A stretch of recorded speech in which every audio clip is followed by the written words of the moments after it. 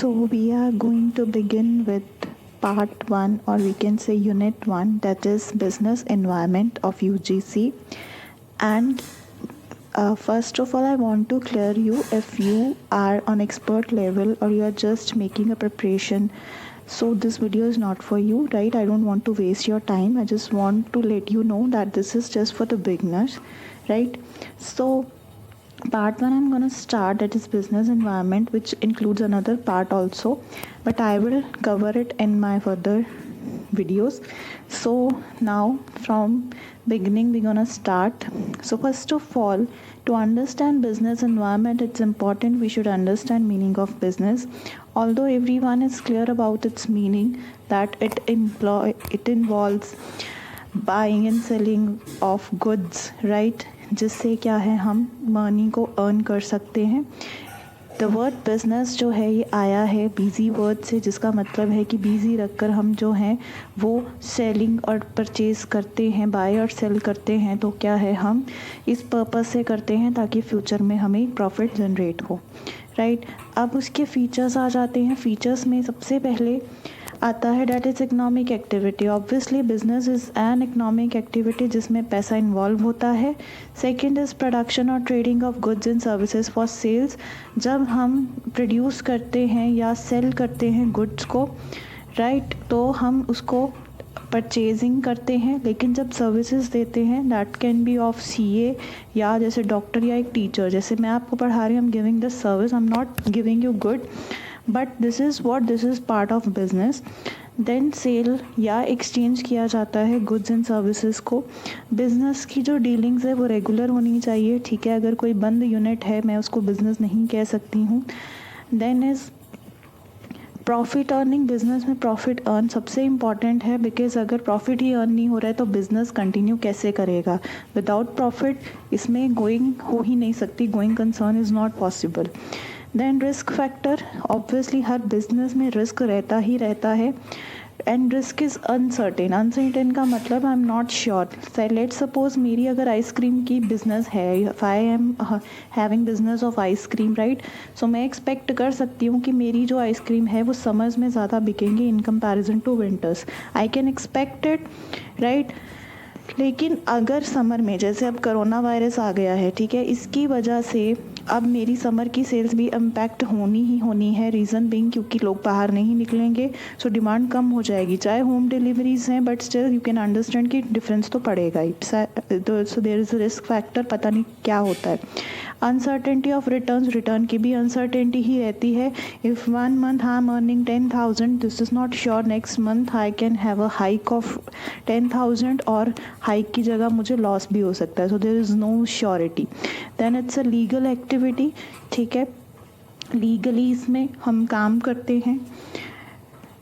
Okay, so I am hoping that you are now clear with the meaning of business and its feature. This is just a beginning. It doesn't need, but you should know that what we are going to study, right? Then we come to the point, that is the concept of business environment, which is our main topic and which is the first topic. Okay, so business has become more dynamic and complex. जब business को global level पे लाया गया, ठीक है, पहले आपको पता है कि हमारा ग्लोबलाइजेशन नहीं थी. ग्लोबलाइजेशन का मतलब है कि एक कंट्री जो है वो दूसरी कंट्रीज़ के साथ ट्रेड करती है. लेकिन पहले 1991 से पहले ये परमिशन नहीं थी. बट आफ्टर दैट जब इसकी परमिशन ग्रांट हुई तो क्या हुआ कि बिज़नेस क्या बन गए, डायनामिक हो गए. डायनामिक का मतलब होता है चेंज. स्टैटिक नहीं रहे. स्टैटिक होता है किसी चीज़ का कांस्टेंट रहना, एंड डायनामिक होता है चेंज होना. तो बिज़नेस को चेंज होना पड़ा और इससे कॉम्प्लेक्स हो गया. देखो, अगर कोई चीज़ स्टैटिक रहेगी, सेम रहेगी, तो डैट इज़ ऑब्वियस कि वो क्या रहेगी, कॉम्प्लेक्स नहीं रहेगी, ठीक है. मैं अगर कोई चीज़ कंटिन्यूसली एक ही वे में कर रही हूँ तो वो उसमें क्या कॉम्प्लेक्सिटी आएगी, मुझे तो पता ही होगा ना कि कैसे पर्टिकुलरली मुझे करना है. लेकिन अगर मैं उसमें डायनामिक्स ला रही हूँ, डायनामिक चेंजेस चेंजेस ला रही हूँ, एंड वो भी सिनेरियो की डिमांड को फुलफ़िल करने के लिए। एक नॉर्मल से एग्जांपल ले लेती हूँ कि अगर जैसे सपोज़ मेरा काम कपड़ों का है, राइट, इस टाइम पे अगर प्रिंट का फैशन है, लेकिन नेक्स्ट टाइम जो है वो प्रिंट से प्लेन पे आ जाता है, ठीक है। मेरी कपड़े की कंपनी है, पहले प्रिंट का जो था फैशन था तो मैं प्रिंट प्रोड्यूस कर रही थी, बट अब प्रिंट नहीं रहा है, लेकिन मैं फिर भी अगर उसको प्रोड्यूस करूँगी, सो इट मीन्स मेरा बिजनेस ऑपरेशन क्या है, वो स्टैटिक है, मैं उसमें चेंजेस नहीं ला रही हूँ, जिसका लॉस मुझे ही होगा कि लोग मेरा प्रोडक्ट परचेज नहीं करेंगे, मेरा कपड़ा नहीं लेंगे, क्योंकि अब डिमांड ही नहीं रही। So this dynamic has come just due to the competition which has been given due to globalisation, right. सो उसके बाद क्या है, जब आज के बिज़नेस जब जिस तरह का हो चुका है, इसके कारण काफ़ी पॉसिबिलिटीज़ बढ़ी हैं, जैसे क्रॉस नेशनल मर्जर्स हुआ, मतलब बिज़नेस एक दूसरे के साथ काम कर रहे हैं, जॉइंट वेंचर्स होने शुरू हुए, इंटरनेशनल मर्जर्स हुए। जॉइंट वेंचर्स का मतलब कि जब बहुत से लोग मिलकर एक पर्टिकुलर बिज़नेस को बनाते हैं, राइट, एंड टेक्नोलॉजिकल एडवांसमेंट्स के कारण, ठीक है। सो प्रेजेंट बिजनेस इन्वायरमेंट में इन सब चीज़ों ने क्या है, अपना अपना एक तरह से फीचर और ऐड ऑन किया, बिकॉज पहले क्या था, इन चीज़ों को इतना कंसीडर नहीं किया जाता था, दीज वर इग्नोर्ड, राइट। उसके बाद क्या है,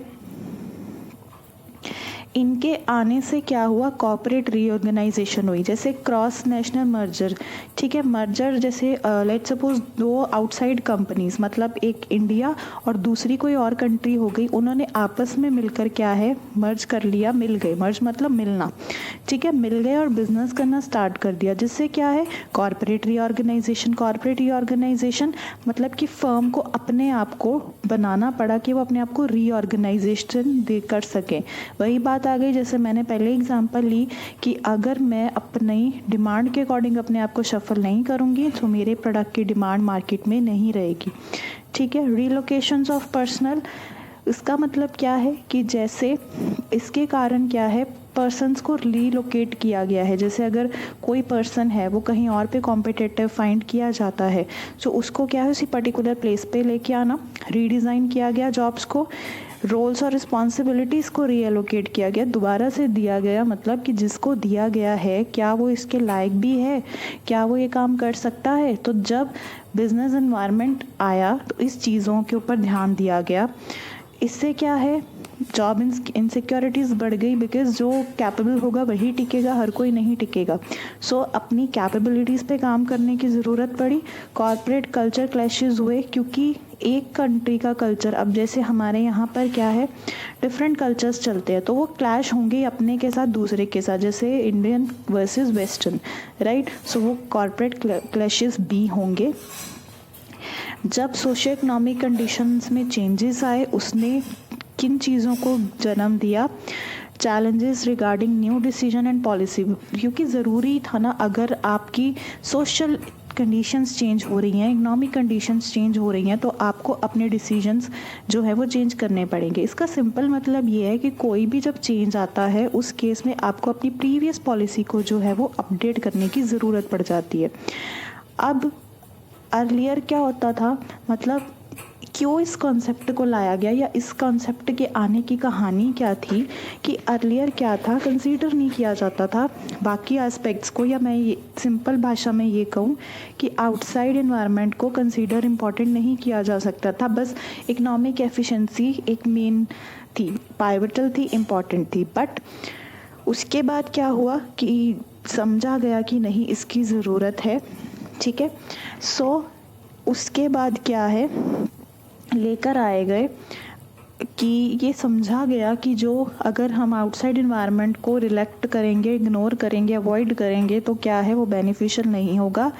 तो अगर प्लान्स हम रियलिस्टिक रखेंगे तभी जब हमारे आउटसाइड इन्वायरमेंट के साथ रिलेशन होंगे। It's very simple to understand कि अगर लेट्स सपोज मैं अपने घर पे डिसाइड करती हूँ कि मुझे जो है ना वो अपना घर कंस्ट्रक्ट करवाना है, ठीक है, लेकिन अब मेरा बजट लेट सपोज 1 लाख है, लेट सपोज कि मैंने कुछ इतना जो कुछ मतलब चेंजेस लेके आने हैं उसमें 1 लाख ही लगेगा।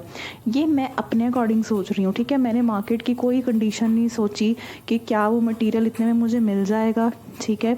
मैं अभी कोरोना चल रहा है तो मैंने ये नहीं सोचा कि मेरे घर पे कोई काम करने भी आएगा, अवेलेबल भी होगा या नहीं। मतलब मैं कुछ नहीं सोच रही, आई am not considering the outside environment, जिससे क्या मेरा इनसाइड इन्वायरमेंट भी अफेक्ट होगा। मैंने सब कुछ कर लिया, मैंने मनी अरेंज कर ली, मैंने प्लान कर लिया, अब से अब मैं तब काम करवा लूँगी, ठीक है। जो जो घर में एडजस्टमेंट्स करनी थी कि हाँ एक पर्टिकुलर एरिया में काम करवाना है तो उसके लिए बाकी की जगह को वेकेंट करना पड़ा। So I am doing the things but I am not considering the important factor, that is the outside factor, whether it will influence my current decision और नॉट। सो यही प्रॉब्लम बिजनेस में आई, ठीक है। मैंने घर की एग्जांपल ली, business में भी यही प्रॉब्लम्स आई कि आउटसाइड वर्ल्ड को कंसीडर नहीं किया जाता था, जिससे क्या है प्रॉब्लम्स आती थी। और जब कंसीडर करना शुरू हुआ तो प्रॉब्लम क्या हो गई, कॉम्प्लेक्स हो गया सिस्टम, और क्या है कई सारी चीज़ों को उसने गिव बर्थ किया, राइट। सो इसी से हमारे पास कॉन्सेप्ट आया बिजनेस एनवायरनमेंट का, जिसका मतलब क्या है, is the sum of those inputs to an organization which are under the control of other organization or interest group।